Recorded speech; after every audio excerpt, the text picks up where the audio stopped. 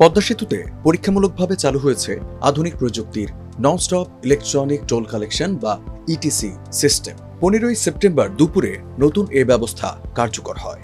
এতে টোল প্লাজায় টোল দিতে কোনো যানবাহনকেই 1 সেকেন্ডের জন্য থামতে হচ্ছে না, বরং ইলেকট্রনিক টোল দিয়ে দ্রুতগতিতে পার হওয়া যাচ্ছে পদ্মা সেতু।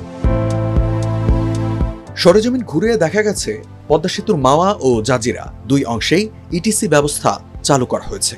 টোল প্লাজার 8টি লেনের মধ্যে 7টিতে নগদ টাকা বিনিময়ের মাধ্যমে টোল আদায় করা হচ্ছে। একটি লেন রাখা হয়েছে ইলেকট্রনিক টোল দেয়া যানবাহনের চলাচলের জন্য, আরেকটি মিক্সড লেন।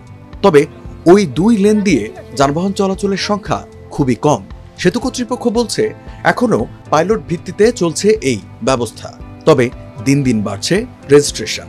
আমাদের সিস্টেমটা আসলে আরএফআই আইডি বেসড। তো আমাদের এখানে মেশিন রিডার আছে, তাকে একবারের জন্য আমাদের এই মাওয়া প্রান্তে থানার সন্নিকটে এখানে আসতে হবে। তাকে আসার পরে উনি ওই আরএফআইডি ট্যাগটা আমরা মেশিন দিয়ে চেক করব, যদি ওকে থাকে তাহলে উনি বাকি কাজ আমাদের সিস্টেমে ঢুকে গেল। এরপরে উনি আর কখনো আমাদের এখানে আসতে হবে না। উনি আপনার রিচার্জ করে এবং ডেডিকেটেড যে লেনটা আমরা বলতেছি ইটিসি লেন বলতেছি, এটা দিয়ে উনি মানে ম্যানলেস, ক্যাশলেস এবং মানে নন স্টপ ভাবে পারাপারের সুযোগ থাকে। ইলেকট্রনিক টোল দিতে হলে প্রথমে ব্যবহারকারীদের ট্রাস্ট ব্যাংকের ট্যাপ অ্যাপে গিয়ে ডি টোল অপশনে গাড়ি রেজিস্ট্রেশন ও রিচার্জ করতে হবে। এরপর পদ্মা সেতু সংলগ্ন ইটিসিএস সেন্টারে এসে যানবাহনের রেডিও ফ্রিকোয়েন্সি আইডি বা আরএফআইডি ট্যাগ চেক ও রেজিস্ট্রেশন করতে হবে। প্রক্রিয়া শেষে গাড়ি ব্যবহারকারীরা ন্যূনতম 30 কিলোমিটার গতিতে ইটিসি লেন ব্যবহার করতে পারবেন এবং স্বয়ংক্রিয়ভাবে টোল দিতে পারবেন। একজন গ্রাহক যখন আসবে তখন প্রথমে হচ্ছে আমাদের ট্রাস্ট ব্যাংকের যে ট্যাব অ্যাপটা আছে ওখানে উনি রেজিস্ট্রেশন কমপ্লিট করবে। ওখানে রেজিস্ট্রেশন কমপ্লিট করার পরে ডিটোল অপশনে গিয়ে উনি ওনার ভেহিকলটাকে রেজিস্ট্রেশন করবে। রেজিস্ট্রেশন করার পরে এই যে ইটিসি যে পদ্ধতিটা আছে, মানে যেটা হচ্ছে বাংলাদেশ ব্রিজ অথরিটির, ওনারা যেটা করবে, ওনারা আরএফআইডি রেজিস্ট্রেশনের প্রসেসটা ওনারা কমপ্লিট করে দেবে। যখন ট্যাপের অ্যাকাউন্ট ওপেনিং এবং ডিটেল রেজিস্ট্রেশন কমপ্লিট হয়ে যাবে এবং গ্রাহকের আরএফআইডি রেজিস্ট্রেশনটাও কমপ্লিট হয়ে যাবে, তখন গ্রাহক চাইলে যখন টোল দিয়ে গাড়িটা নিয়ে যাবে তখন অটোমেটিক স্বয়ংক্রিয়ভাবেই তার অ্যাকাউন্ট থেকে ডিটোলের মাধ্যমে এই টাকাটা কেটে নিয়ে যাবে আর কি। পৃথিবীর অনেক দেশেই স্বয়ংক্রিয় এই টোল আদায় পদ্ধতি রয়েছে।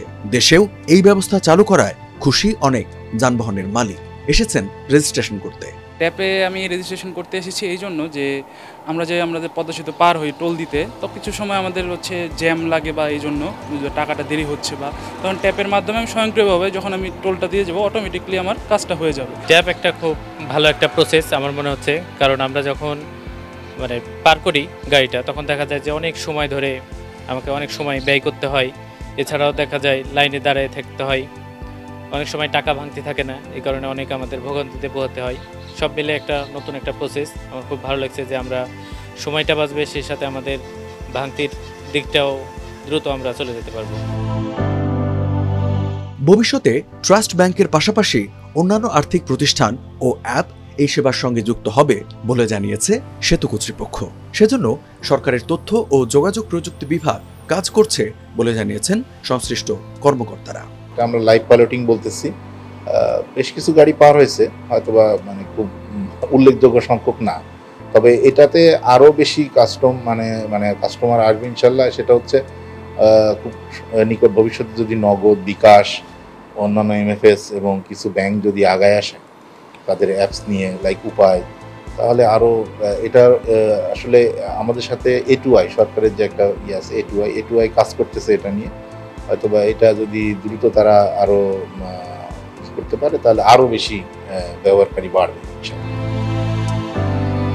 এছাড়া দেশের সব সেতু পার হতে যাতে একই আইডি ব্যবহার করে ইলেকট্রনিক টোল দেয়া যায় সেই বিষয়েও কাজ চলছে বলে জানিয়েছেন এই কর্মকর্তা।